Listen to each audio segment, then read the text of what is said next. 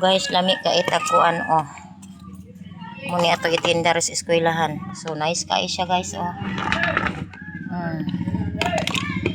Ang akong gibutang ani nga flavor. Kuan siya. Macaroni with pinya with gulaman. Macaroni with pinya with gulaman. So nice kay siya. I-recess sa mga bata. So tag 10 ra ang cup ani. Tag 10 ra ang cup. So diri ra siya nato ibahig. Muni update sa ato ang pangnegosyo na puron guys, rong buntaga.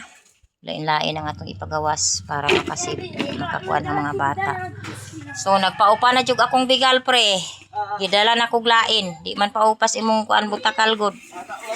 Naulagan na ron tuas ka pare-prede. So naata diri mao ni atong mga niluto.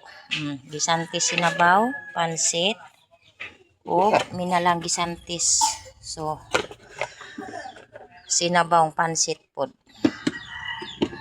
So makasave jud ang ang mga bata kay 5 raman bata-bata.